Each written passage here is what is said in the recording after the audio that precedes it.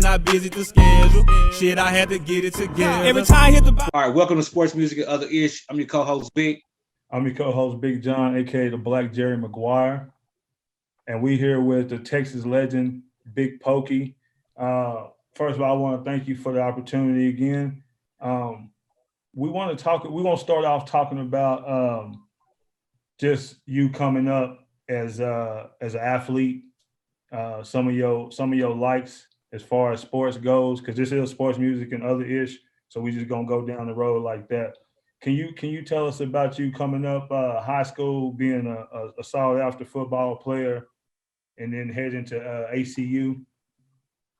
Okay, yeah. Played ball all my life since, Little League. Playing contact football at 5 years old for the Yellowstone Vikings. I went to Yates, played for Yates or whatever. I left after Yates. I went to Glenn. I played at Glenn JUCO, and then after that, I went to Abilene Christian. Won a national championship down there at Glenn JUCO. That was actually Glenn, Abilene too, but Glenn was definitely one of the best choices I made. You know what I'm saying? As far as just add structure to my life and things of that nature. Yeah. But yeah. Glenn was a powerhouse at that point, huh? Who was there when you was there? Because you said y'all won a national championship, right? Yeah, Coach Fritz was there. Willie Fritz was there. He was head coach. Michael Bishop was our quarterback. Yeah. We had a mean team. We had Chris Brazel. Brazel ended up playing for San Angelo, and then he ended up going. Then he ended up. I think he played for the Cowboys or something like that or something. Okay. But yeah. Pokey, the crazy thing is when you went to ACU, we used to come down there. Stacy Brown, he played on the team with you. We used to go down there. That's my dog. That's my dog. Yeah, that's like he like my older brother. Yeah, that's my dog, man. Good dude too, man. Good people. Yeah, that's how I first got on your music when we came out there. He was telling us about you and stuff like that. Yeah, that's my dog, man. Good dude, man. Stacy, bro, what he been up to? Man, he just basically working his son jumping for UT right now, and his youngest daughter at UT. He got another boy who's playing overseas in the Canadian Football League. Okay, and then his oldest son, he an officer in Waco. So man, we're doing good, man. It's good. Pokey, can you tell us about when you was at Abilene Christian and you was coming back to do the music, and all that stuff?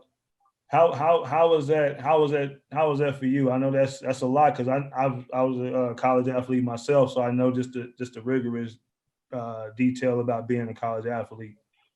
Well, it wasn't really no sweat or nothing, because it was passion driven. You know what I'm saying? So it wasn't like you going to work, going to schoolhouse with the thing to do.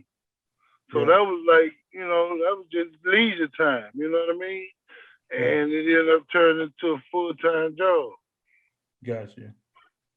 How did you transition from football into the music? I mean, just as far as dealing with the music, learning as I go, critiquing my craft and things of that nature, you know what I'm saying? Having to adapt to the music game or whatever, things like that. But even now in the music game, I'm still growing and learning and growing and learning things now. So, you know what I'm saying? That's pretty much it, just critiquing my craft. So with your craft, the process of the craft, what's your process in writing? Is it, I know some, they listen to the beat, then they write, some write, then put a beat to it. What's your process? I can do all of them. At one while, like, it was crazy when I first started, like the music, like mainstream, we came from freestyling. So when it, came to writing down your rap or whatever, that used to be kind of difficult for me just to write it like I wanted or whatever, and get it and say it like I wanted. It used to take me a minute to get it. But like now, like I say, I've done so many raps now, it just, what I'm saying, that part of the game there is, I do it in my sleep now. So, that there is pretty, that part of the game there. Like that's what I'm talking about when I'm saying like, growing or whatever. You know what I'm saying? Like at one point, like my music, the content was gonna be good because I'm hard on my work. You know what I'm saying? I'm not gonna turn it over unless I feel it. Yeah. But it would take me a minute to, get it like I want it. And now, you know what I'm saying? I got that pretty much down pat. Is your process? I know you said that you're really hard on the work that you put out. So is that what's caused you not to drop an album in such a long time? I know you were dropping music, you was doing features and stuff like that. But are you critiquing yourself to the point where you hold yourself back from dropping a project? You could, they could play a part in it. You know what I'm saying? Because a lot of times, I have songs that I did that I done lost. You know what I'm saying? Didn't keep up with or whatnot. Maybe just was probably mediocre or anything. I don't know, but that could play a part. Could play a part in it because at some point, sometimes too, you can be so on yourself and ain't nothing adding up, but it could turn into procrastination too. So, you know what I mean? So, and just, going, stopping, starting, just not being consistent with it. You know what I'm saying? But, that just comes with the game. You know what I'm saying? So you mentioned the transition and basically just always learning from the time of when you started out freestyling and coming up to the times now we in this digital age. How was it? How would you transition into that? Because it's kind of difficult, right? It's sometimes you get guys that have been in the game as long as you have, and they don't want to transition into that, right? Because they're so used to coming out the trunk. You what's been successful, people feel like you shouldn't have to change it. So how was that transition from that era to into now with this whole digital age and everything like that for you? Well, actually, man, it's really kind of better because now you control your own destiny. You don't got to wait on nobody. You got artists out here now. They recording the whole album in their bedroom and putting it out on our platform, and you don't got nobody in the way, no other hands touching the money. Now, how far you can get that project? How far can you work it and get it out there and build awareness on it, whatever? That's all on you. But that part, I feel like the new wave of it now, it just puts the artist in more control, which is always a better thing. Right, absolutely. So now you and Big Sid, y'all done came together as partners, from my understanding. Yep. You know what I mean? Yep. And I think that's a beautiful thing because I know him and I've seen your grind, I've seen his grind, so I think they match up pretty well. And even when we work with Sid, me and Sid, we kind of the same person. We had a lot of intense situations, you know what I mean? All good, all came out good. But how has that been, and how did you guys come along with that partnership situation? Man, it was crazy. But man, first of all, man, you see good people, man. He 1,000. He a hard worker. He's a thinker. You know what I'm saying? And I think where me and him really vibe at and we click at it because we don't live in our feelings. See, that's one thing, like when I look at building staff and the team, I don't like nobody living their feelings. I don't like babysitting grown people's feelings, man. You know what I'm saying? Because that could turn into you and your feelings about something. Now you 75% at work. When, you know what I'm saying? When we all aiming at the same target, you know what I'm saying? You need to put that on the sideline. So I feel like we vibe right there. Plus, I feel like, we complement each other game. Give me a team full of chemistry before you give me a team full of all-stars. Yeah. You see what I'm saying? That's my vibe. And, everything, just work and the way it kind of gelled and we can bump into each other and kind of got on this path. Man, certain things that you could tell, man, when the Lord is in the mix of it. And when he moved, man, you just let it go and you let go and let go. You know what I'm saying? So it ended up being I feel like a successful venture what we got going on, man. And we got a bunch of projects to put out and new music to bring to y'all, man. So y'all be looking out for, you know, MSMG, Win or Regret. When you see that, that's the same thing. Absolutely. Can you talk about the new album, Sensei? You know, the 2 tracks you released, man, they hard hitting. I've had them on repeat in the car because, you know, that's just how, you know, we got to ride with it. We can't ride with it. It might not be what, you know what I mean? So Right. I like both of the tracks, and I think the production on there is phenomenal. The lyrics, as always, hitting hard, you know. So can you talk about the new album and those 2 tracks specifically? Yeah, man. Like another area where I feel like me and C really vibe at is because I think we build everything on quality. You know what I'm saying? Like it's quality right there. So that's the approach that we took with this project. You know what I'm saying? The tracks was picked carefully. We didn't compromise the quality for nothing. If it wasn't there, it wasn't there, and on to the next till we found what we was looking for. And I feel like we put together a solid project. The 2 songs that I released, Sensei, which is the title track to the album Sensei, and then I dropped my intro, which is called Piped Up. And Pug, shout out to Puggy, he made Piped Up. He produced that, and Mr. Lee did Sensei. This was 2 hot jams, man. The first 2 songs on the album, we released them. Both of them doing good. Been monitoring the numbers. They pretty much both neck and neck. You know what I'm saying? Getting good responses, good feedback on them, man. Say that was a song. Actually, I did that a long time ago, and I never did nothing with it. That was like, I'm telling you, like some stuff I had, the idea, like a little rough draft or something, had it, and did away with, lost it or whatever, and never did nothing with it. So while we were in the studio, we were just vibing, and it just, you know, hit me, and I just thought about it. So we ended up getting Lee to make the beat. Lee made the beat. Then Sid ended up getting it Ronelda to come in and do the Sensei.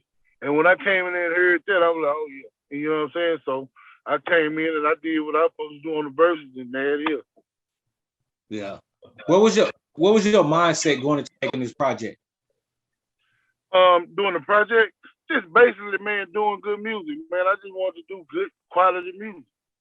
That's it. Period. Just, you know, just feeling good, being back and doing what I do and doing it how I want to do it. You know what I'm saying? That's it. I've been seeing a few snippets on Instagrams, but who all you got on the project? So we got, you know, I got Seaward on there, Big Third, D Bando, Eddie Coke, XO. We got Chameleon on there, Killer Collie on. I got a nice little bridge from Kirko on there. Who else, man? Am I missing anybody? Chucky Trill. Rest in peace to Chucky Trill. I got a hot one with him. Man, I got a lot of talent on there. You know what I'm saying? A lot of talent out the city. You know what I'm saying? And you know, I got big plans for it. So you know, like I said, congratulations on the project. I want to go back to some sports stuff. You know, what position did you play when you was? In high school, in the 9th grade, I played fullback, and then kept picking up that weight. So Coach Mack put me on the line, but he still kept some running plays for me. So we had a package called Jumbo, so I still get in the backfield. Then in college, I played guard, right and left guard. You know what I'm saying? So when you playing right and left guard, it's not just, you know, when you playing high school and little league ball. When you playing left guard, you got to get in the left-handed stance. When you playing the right guard, you got to get in the right hand. It's a bunch of, you know what I'm saying? So I played guard, and then I played a little nose guard in Abilene, and then that was it. Gotcha. So who's who's your favorite NFL team? You know, we want to see who you root for when you're watching the games on Sunday or Saturday for college football. Well, first of all, we're gonna talk about just my favorite team just in the world out of anything. When we talking about football, I'm a Miami Hurricane fan over anything. I don't care about nothing else. I'm a Miami Hurricane fan, and that's win, lose, or draw. You know what I'm saying? I pull for the Hurricanes if they was playing and one of the NFL team. I'm a Hurricane fan. I don't care. My NFL team, I'm a big Peyton Manning fan. So, and I'm a big Randy Moss fan. So, I was kind of a Viking fan when Randy was there, when Randy Moss was there. You know what I'm saying? That was my little league team too. I played for the Vikings, so I was putting for the Vikings. But then Peyton was over there at Indy. That was my squad. Peyton, Adai, Edge, all that. I was Harrison, all that. That was my squad. So pretty much now, when he ended up going to the Broncos, I had to pull it for the Broncos. I had to pull it for him then, and then he retired. So after he retired, you know, I'm always pulling for my home team, so I'm gonna pull for the home team. But I haven't really invested in no set team no more like that. You know what I'm saying? My basketball team is I'm a Laker fan. You know what I'm saying? I'm Kobe Bryant. I don't hit nothing else. I love Jordan, everybody, but I'm a Kobe Bryant fan. Period. You know what I'm saying? So that's it. All right. So now that we done talked about some music, some sports, let's talk about some other issues real quick. Then we're gonna let y'all get on out. In the recent turn of events of things that we've seen in the world today, how has that affected your music? You know, with the stuff we've seen with George Floyd and everybody else and all this other stuff going on, how has that affected your music or your approach to the community as a whole? Number one, it's just tragic. Number one, you know what I'm saying? I'm gonna deal with something like that. Then when it hit all the way home to where it's somebody that you actually know, you know what I'm saying? But I don't know. I can't say how it affected my music because I'm just not getting back to the music. You know what I'm saying? So I can't really say that yet. But you know, it definitely gives you issues and topics to talk about. You know what I'm saying? Because it's definitely some content that needs to be touched on. You know what I'm saying? As far as police brutality and things of that nature too. You know what I'm saying? So absolutely. Yeah. I got two things before we go. Number one, Pokey, I don't know how I came across the video, but it was you and Lil Kiki, and you was like talking about the food that he was cooking. You was outside barbecuing. Oh, I remember that. That had to be the funniest shit that I done seen. Like, bro, are y'all doing some kind of show or something with that? Like how? What was that? Bro, do you know it, man, bro? People ask me that every day, dog. It's ever since that, man. And it's crazy because, first of all right, that's typical me and Kiki. Period. We talk on the phone every morning. Me and Kiki talk on the phone every morning, and we might be on the phone as early as 5, 6 o'clock in the morning, maybe. You know what I'm saying? Somewhere we gonna in the AM. That's when we mostly on the phone, me and Kiki. So that was just typical me and Kiki being me and Kiki, and that kind of went lightweight viral or something. You know what I'm saying? But you know, just as far as the show, I don't know. You know what I mean? Ain't no telling, man. You know, especially nowadays, you know, they're making spins and different shows of all kind of things now, so ain't no telling. But that was just typical me and Kiki, man. We wasn't doing that on purpose, man. We were just doing what we do, and it turned into that. Because he don't want to listen. See, he don't want to listen. I told him. He's scrambling his bacon, and he ain't supposed to do that. He let it cook himself. Yeah. Hey, and then the second thing I just want to ask, man, because you're on the most iconic songs, June 27th. Is there anything you can give us, you know, how, like being that you was a part of that, like how do you feel every year when that comes around? Oh man, it's crazy. You know, it just shows that, you know, where the movement and the culture came from to where it's at. You know what I'm saying? It's just a beautiful thing. You know what I'm saying? And it really kind of made me just think a lot, man. You know, we got a lot of fallen soldiers, man. And, you know, how they really didn't get a chance to enjoy what they built. You know what I'm saying? Especially Screw. You know what I'm saying? So, you know, I always feel good about it because of what it evolved to. You know what I'm saying? What he left behind. And he left behind a whole culture, man, and a genre of music. So That's what's up. Hey, man, I know you guys are busy, man. I really appreciate you cutting out some time for us out of your busy schedule. Shout out to you, Big Sid, the whole movement, man. We're going to be watching, man. And hopefully we can get you back on at some point to, you know, to have a little more time with you, man. It's always good to talk to a legend, somebody that's been around all the stuff. You know, I'm sure there's so much other things you can talk about that we ain't got into yet. But man, we want to make some more time for you later on down the road, man. Man, I appreciate you for having me, man. I enjoyed y'all, man. I appreciate you, brother. Appreciate All you. right, man. All right. Like, ooh, what I could do with a couple bands. Like, how I could have fit that to some other bands. Like, ooh, I could have been a motherfucking man. Hold up, wait.